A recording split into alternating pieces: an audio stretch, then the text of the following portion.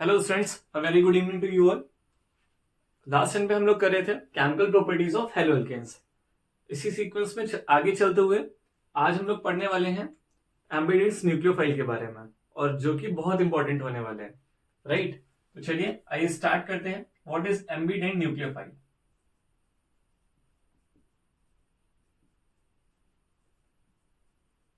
Students, इसको समझने के लिए सबसे पहले हम ये समझ लेते हैं कि न्यूक्लियोफाइल होते क्या है।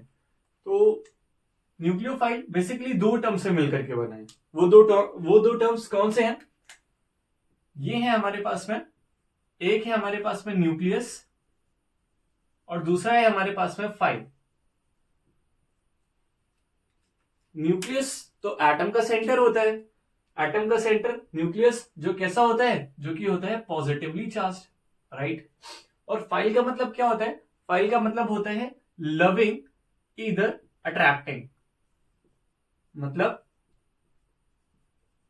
मतलब ये कि जो भी सब्सटेंस, जो भी स्पीशीज न्यूक्लियस की तरफ अट्रैक्ट होंगी वो सारी की सारी क्या होंगी? न्यूक्लियोफाइल। बात समझ में आ रही है? न्यूक्लियोफाइल बना था न्यूक्लियस और फाइल से मिलकर के, राइट। न्यूक्लियस जो कि हमारा पॉजिटिवली चार्ज होता है, और फाइल का मतलब क्या होता है? लविंग इधर अट्रैक्टिंग। मतलब जो भी स्पीशीज, जो भी सब्सटेंस, जो भी आयंस न्यूक्लियस की तरफ अट्रैक्ट होंगे वो हमारे लिए क्या हो जाएंगे? न्यूक्लियोफाइल हो जाएंगे।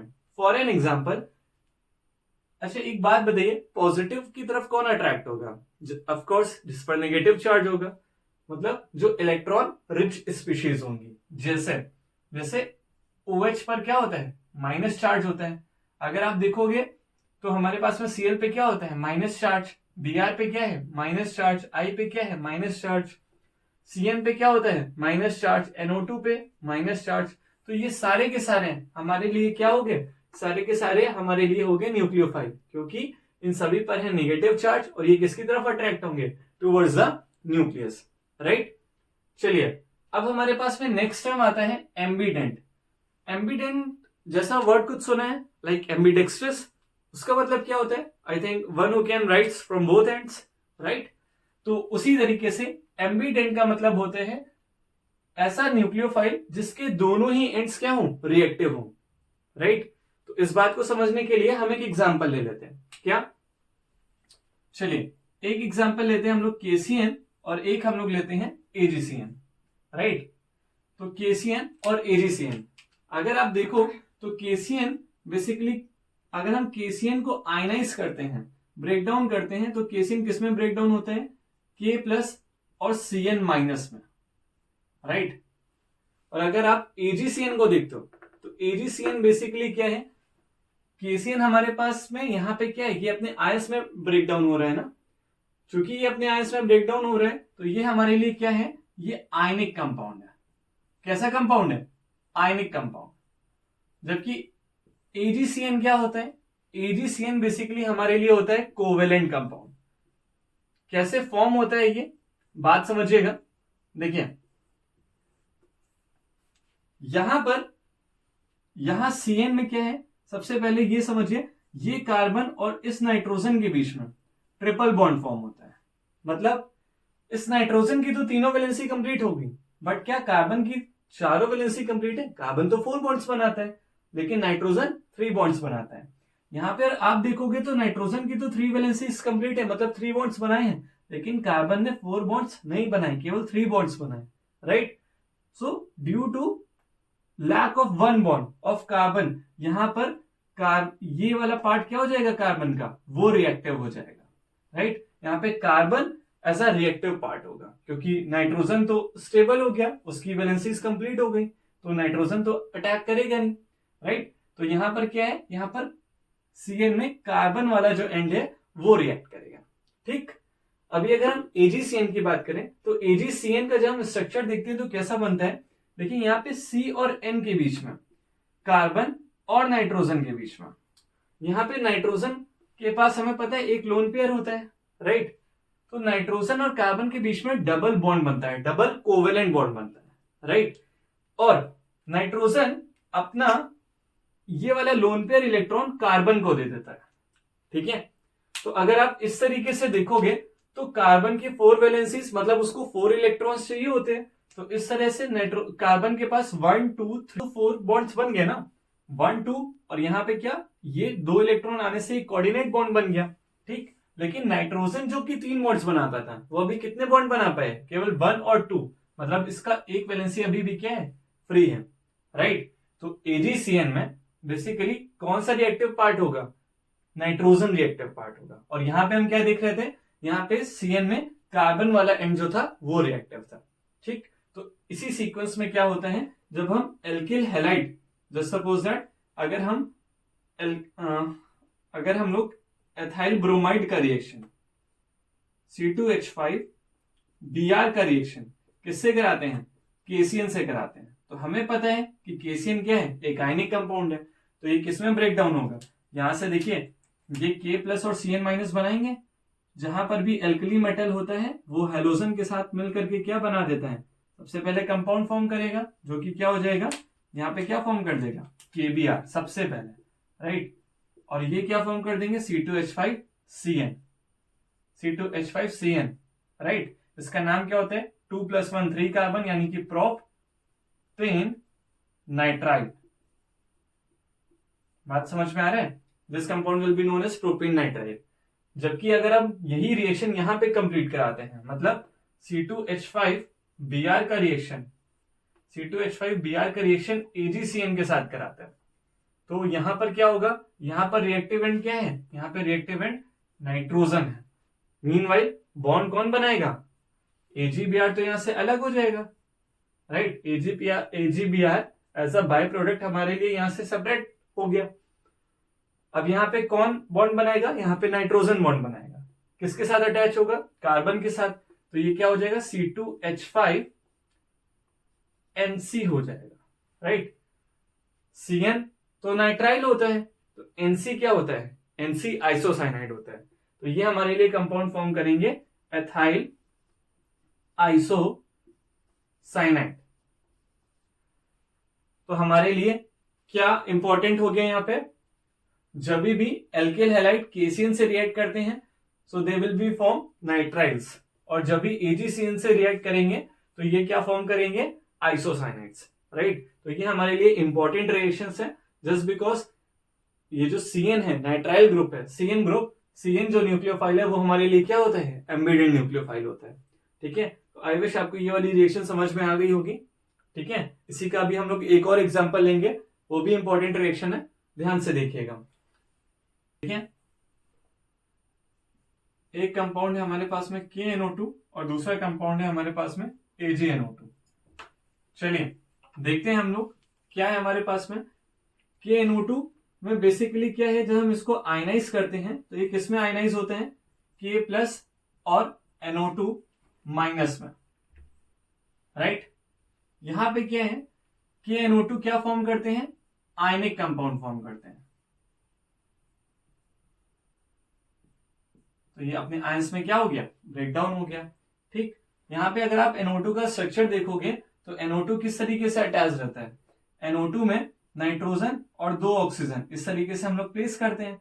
ऑक्सीजन तो डबल बॉन्ड बनाता है और नाइट्रोजन 3 बॉन्ड्स बनाता है, 1 2 3। तो इस तरीके से हम क्या देखते हैं, नाइट्रोजन की 1 2 3 वैलेंसी कंप्लीट है, इस ऑक्सीजन की दोनों वैलेंसी कंप्लीट है। लेकिन ये वाला जो ऑक्सीजन है, दिस वन, इसकी क्या है, एक ही वैलेंसी कंप्लीट है, मतलब इसको एक बॉन्ड और बनाना है, तो उस वजह से इस पे क्या आ जाता है, नेगेटिव चार्ज आ जाता है।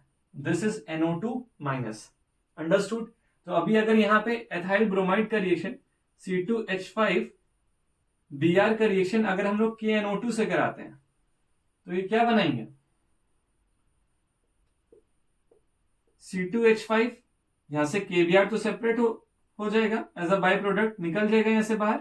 हमने आपको बताया ना, जहां पर भी अल्कली मेटल होगा, हेलोजन होगा, वो क्या फॉर्म करेंगे, बाय प्रोडक्ट KBr, ठीक है।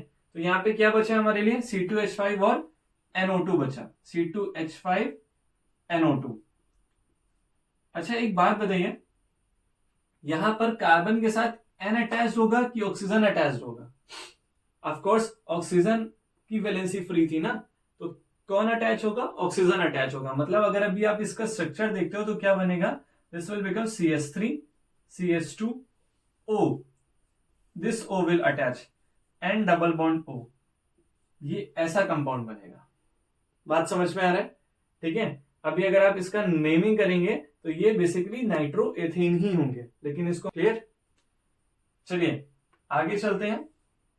अब हम बात करेंगे AgNO2 की। तो AgNO2 में हम लोग देखते हैं कि जो AgNO2 बेसिकली ये क्या है हमारे लिए? Covalent compound. ठीक, ये हमारे लिए कोवेलेंट कंपाउंड है। तो यहां पर NO2 की कंडीशन क्या रहती है? एक्चुअली यहां पर नाइट्रोजन अपना डबल बॉन्ड तो किसके साथ कंप्लीट करता है? एक ऑक्सीजन के साथ। ठीक, चूंकि नाइट्रोजन के पास एक लोन पेयर होता है तो वो ये लोन पेयर किसको डोनेट कर देता है? दूसरे ऑक्सीजन एटम को। ठीक, तो इस तरीके से हुआ क्या? लोन पेयर इसको डोनेट कर दिया ऑक्सीजन को, तो ये ऑक्सीजन स्टेबल हो गया।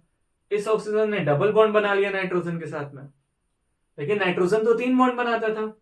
अभी तो इसने कितने कोवेलेंट बॉन्ड बनाए? केवल 2 ही बनाए हैं। तो तीसरा इसका किसके साथ बनेगा? सिल्वर के साथ बनेगा। This is the structure of what? AgNO2, right. तो अभी जब AgNO2 रिएक्ट करता है किसके साथ में? एथाइल ब्रोमाइड के साथ में, C2H5Br प्लस AgNO2। जब इसके साथ रिएक्ट करेगा तो देखिए क्या होगा। सब अंडरस्टूड है? क्या होगा? सबसे पहले क्या निकलेगा यहां से? AgBr। ठीक है, तो AgBr as a by product हमारा क्या हो जाएगा? रिलीज हो जाएगा। अब बचा क्या? C2H5NO2। यहां पर भी क्या बनेगा? नाइट्रो एथेन फॉर्म होगा। यहां पर भी क्या फॉर्म होगा? Nitro ethane. लेकिन इन दोनों कंपाउंड्स में डिफरेंस क्या है? इन दोनों कंपाउंड्स में डिफरेंस ये है कि यहां पर C2H5 जो अटैच्ड है, मतलब यहां पर जो कार्बन अटैच्ड है एथाइल ग्रुप का, वो नाइट्रोजन के साथ अटैच्ड होगा। ठीक, मतलब यहां पर इस न्यूक्लियोफाइल का कौन सा एंड रिएक्टिव है? नाइट्रोजन रिएक्टिव होगा। ठीक है, जबकि इस NO2 में कौन सा एंड रिएक्टिव है? ऑक्सीजन रिएक्टिव है। ठीक है, तो यहां पर कार्बन किसके साथ में अटैच्ड है? ऑक्सीजन के साथ होगा N नाइट्रोएथेन, क्योंकि यहां पे नाइट्रोजन के साथ कार्बन अटैच होता है। आई होप आपको ये बात समझ में आ रहा होगा। तो क्या होते हैं एम्बिडेंट न्यूक्लियोफाइल? ऐसे न्यूक्लियोफाइल जिनके दोनों ही एंड रिएक्टिव होते हैं। तो जिसमें अभी हम लोगों ने एग्जांपल देखा KCN और AgCN का, सेम एज KNO2 और AgNO2 का, राइट। चलिए, अगर ये बात समझ में आ गया है तो इसी सीक्वेंस में हम लोग आगे चलते हैं। कुछ हमारी इंपॉर्टेंट रिएक्शन है, जैसे इन दोनों ही रिएक्शंस को आप लोग साथ में याद रखिएगा। ठीक है, अगर आप लोग को सारी चीजें क्लियर हो रही हैं, सब कुछ समझ में आ रहा है, तो प्लीज कमेंट बॉक्स में जरूर मेंशन करिएगा। आपको कोई भी डाउट हो तो प्लीज आप कमेंट सेक्शन में जा करके प्लीज आप उस पर मेंशन करिए। और अगर आपको ये वीडियो समझ में आ रहा है, ये कंटेंट आपके लिए हेल्पफुल है, तो प्लीज इस चैनल को लाइक, शेयर एंड सब्सक्राइब करिएगा as much as you can. तो चलिए इसी सीक्वेंस में आगे चलते हैं। अब हम लोग रिएक्शन देखेंगे किसके साथ में? Reaction with alcoholic KOH, right. सबसे पहले हम लोग क्या देखेंगे? एल्किल हैलाइड की रिएक्शन अल्कोहलिक KOH के साथ में। तो क्या होता है जब एथाइल ब्रोमाइड C2H5Br किसके साथ रिएक्ट करता है? अल्कोहलिक KOH के साथ में। चलिए देखिए, क्या हम इस C2H5Br को, देखिए इस C2H5Br को कुछ इस तरीके से लिख सकते हैं? CH3 CH2Br, of course yes, right. थोड़ा सा अगर हम और देखें तो इस Br को आप इस तरीके से भी प्लेस कर सकते हो, और यहां से एक हाइड्रोजन रिप्लेस कर सकते हो यहां पर, राइट। होता क्या है जब हम अल्कोहलिक KOH के साथ रिएक्शन कराते हैं तो हमें क्या दिख रहा है? यहां पर पोटेशियम है और यहां पर एक हेलोजन एटम है। तो हमने क्या पढ़ा है कि जब भी आपको एल्कली मेटल दिखे और हेलोजन एटम दिखे, सबसे पहले आप वहां पर उन दोनों को मिला करके कंपाउंड फॉर्म करेंगे, क्योंकि वो एक स्टेबल कंपाउंड्स होते हैं, आयनिक कंपाउंड फॉर्म करते हैं। यहां पर क्या है ये देखिए, तो ये क्या हमारे लिए फॉर्म हो रहा है?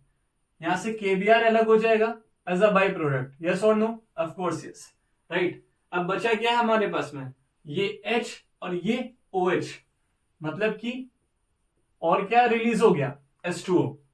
तो अब क्या बचा है? अब हमारे पास में बचा है ये CH2 सिंगल बॉन्ड, दूसरा वाला CH2, और दोनों ही कार्बन की वैलेंसी हो गई फ्री। तो जब इन दोनों ही एटम्स पे वैलेंसी फ्री है तो ये दोनों ही एटम्स क्या करेंगे, आपस में डबल बॉन्ड बना देंगे। क्लियर, बात समझ में आ रही है। यहाँ पे कितने कार्बन्स थे, 2 कार्बन्स, 2 कार्बन्स का नेम एथ, और बीच में डबल बॉन्ड था तो इन, राइट। तो क्या होता है, when ever alkyl halides reacts with alcoholic KOH, so they gives the formation of alkenes, ethene. यहाँ पे एथाइल ब्रोमाइड लिया था तो एथीन फॉर्म हुआ, राइट। क्लियर। अच्छा अभी देखिए इस कंपाउंड से क्या क्या रिमूव हुआ है, क्या क्या एलिमिनेट हुआ है। तो अगर हम देखें तो इस कंपाउंड में क्या क्या एलिमिनेट हो रहा है, ये हाइड्रोजन एलिमिनेट हो रहा है, ठीक, ये ब्रोमीन एलिमिनेट हो रहा है। मतलब इस कंपाउंड से हाइड्रोजन और हेलोजन दोनों ही एलिमिनेट हो रहे हैं, राइट, कम हो रहे हैं। तो हम क्या बोलेंगे इस रिएक्शन को, और हम क्या नाम देंगे, डी, मतलब कम होना, क्या, हाइड्रो, हाइड्रोजन, डिहाइड्रो, और क्या, हेलोजिनेशन, डिहाइड्रो हेलोजिनेशन रिएक्शन बोलेंगे। क्या बोलेंगे, डिहाइड्रो हेलोजिनेशन। तो रिएक्शन विद एल्कोहलिक KOH हो या फिर डिहाइड्रो हेलोजिनेशन, दोनों ही क्या है, सेम रिएक्शन। इस तरीके से बात समझ में आया, ठीक है। चलिए इसी सीक्वेंस में नेक्स्ट रिएक्शन देखते हैं, reaction with aqueous KOH, aqueous KOH। अच्छा अभी यहाँ पे क्या है, एक्वस KOH है। अब हमें क्या कराना है, एथाइल ब्रोमाइड का रिएक्शन, एथाइल ब्रोमाइड का रिएक्शन किसके साथ में कराना है, एक्वस KOH के साथ में। तो देखिए एक बात समझिए, एक्वस KOH है हमारे पास में। अच्छा फर्स्ट ऑफ ऑल हमें सबसे पहले क्या दिख रहा है, सर आपने बोला कि जहां पर भी एल्कली मेटल दिखे, हेलोजन दिखे, सबसे पहले उसको मिला करके एक स्टेबल कंपाउंड बनाना है, बिल्कुल बनाना है। तो क्या बन जाएगा, यहां से रिलीज हो जाएगा KBr, ठीक। अब क्या होगा, अब ये होगा कि C2H5OH के साथ मिलकर के क्या बना देगा, C2H5OH, बोले तो एथाइल अल्कोहल फॉर्म कर देंगे, राइट। ये क्या है हमारे लिए, एथाइल अल्कोहल फॉर्म हो रहा है। तो देखिए यहां पर एल्कोहलिक KOH था, यहां पर क्या है, एक्वस KOH। दोनों रिएक्शन साथ में बताने का मोटिव क्या है, दोनों ही जगह रिएक्टेंट सेम है बट मीडियम चेंज है। यहाँ पे एल्कोहलिक मीडियम में रिएक्शन हो रही है, यहाँ पर एक्वस मीडियम में रिएक्शन हो रही है। ऐसा होने पर क्या हो रहा है, जब हम एल्कोहलिक मीडियम लेते हैं तो हमारे पास में ये डिहाइड्रो हेलोजिनेशन रिएक्शन होती है, ये एल्किल हैलाइड कन्वर्ट हो जाता है, एथीन में कन्वर्ट हो जाता है। जबकि यहां पर एल्किल हैलाइड, ये एथाइल ब्रोमाइड, जब एक्वस KOH यानी कि एक्वस मीडियम में रिएक्ट करता है तो ये एथाइल अल्कोहल का फॉर्मेशन करता है, राइट। तो इन दोनों ही रिएक्शन को साथ में याद रखिएगा और इनके बीच के डिफरेंस को जरूर से याद रखिएगा। क्लियर, मोस्ट इंपॉर्टेंट रिएक्शन है। उम्मीद करते हैं कि आज की सारी रिएक्शंस आपको क्लियर होंगी, ठीक है। प्लीज आपको अगर कोई भी डाउट हो तो प्लीज कमेंट सेक्शन में जरूर मेंशन करिएगा, और हो सके तो प्लीज इस वीडियो को जितना ज्यादा से ज्यादा हो सके लाइक करिए, शेयर करिए, सब्सक्राइब करिए। Thank you guys, bye bye.